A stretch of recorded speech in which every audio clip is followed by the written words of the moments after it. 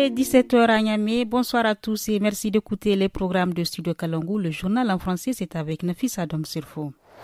Les assises de la 11e journée des communes du Niger ont débuté hier à Zender. Les questions de développement et de résilience des communes seront abordées au cours de 3 jours de travaux. La langue et la culture Zarma Songhai Dandi seront au cœur d'une rencontre internationale en août prochain à Niamey. L'un des organisateurs nous en dit plus dans un instant. Le président de la République, le général d'armée Abdourahmane Tchani, convoque la première session du Conseil consultatif de la refondation. C'est à travers un décret signé hier 23 juin que cette première session du CCR, composée de près de 200 conseillers, s'ouvrira le samedi 28 prochain. Gouvernance locale dans le contexte de la refondation de la République est le thème de la 11e journée des communes du Niger ouverte hier à Zender. La cérémonie est parrainée par le ministre d'État, le ministre de l'Intérieur, le général de division Mohamed Toumba Boubakar. Dans son allocution, il a évoqué plusieurs sujets touchant la vie des collectivités territoriales. On l'écoute sur des propos recueillis par Ali Keita. Le rapport général des communes du Niger pour l'exercice 2024 fait ressortir d'abord l'irrégularité relevée dans la tenue des commissions consultatives locales. Le second point concerne la mobilisation des ressources internes. Certes, les efforts ont été enregistrés avec une augmentation de 12 milliards 016 millions 241 865. Le rapport a fait ressortir un taux de collecte des taxes municipales très dérisoire par rapport aux potentialités existantes du fait de l'utilisation des carnets contrefaits, de la mise en place des réseaux parallèles de percepteurs au solde de leurs propres intérêts. Pour mettre fin à cette situation, je vous invite à prendre toutes les dispositions pour un suivi rigoureux de la chaîne de collecte des diverses taxes et impôts qui reviennent à la commune.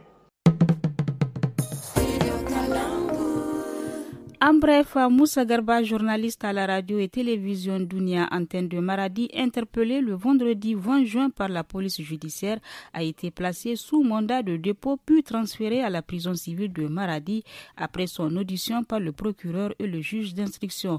Selon le Souffle de Maradi, un journal en ligne, son interpellation est en lien avec une publication sur sa page Facebook d'un article sur la disparition des jeunes filles à Maradi. 10 affaires criminelles seront jugées par la chambre criminelle du 23 au 27 juin 2025 au tribunal de grande instance d'Arlita. Ce sont les premières assises criminelles au titre de l'année 2025.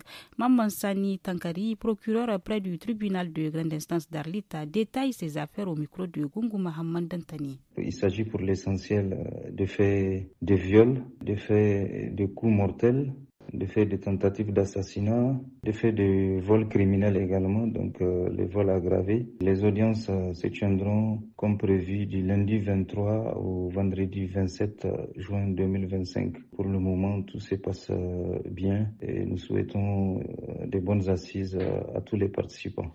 Une rencontre internationale sur la langue et la culture Zarma Songhai Dandi ainsi que la tradition des parentés à plaisanterie se tiendra du 7 au 10 août 2025 à Niamey.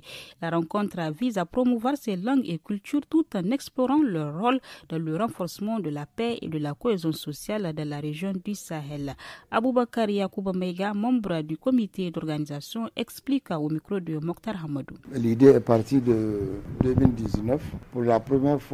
La section des langues nationales de l'université de Ouagadougou, suite à la reconnaissance de la langue Songhai comme langue transversale de l'Union africaine, a décidé d'organiser une semaine de la langue Songhai à Ouagadougou. Donc ça s'est passé à Ouaga et depuis 2019, le Niger avait pris l'engagement d'organiser la deuxième édition. Partant de cet engagement que nous organisons en réalité la deuxième édition, nous sommes dans un contexte où aujourd'hui chacun veut s'affirmer. Donc le dynamisme de la culture est une des raisons essentielles pour le maintien même de l'équilibre social.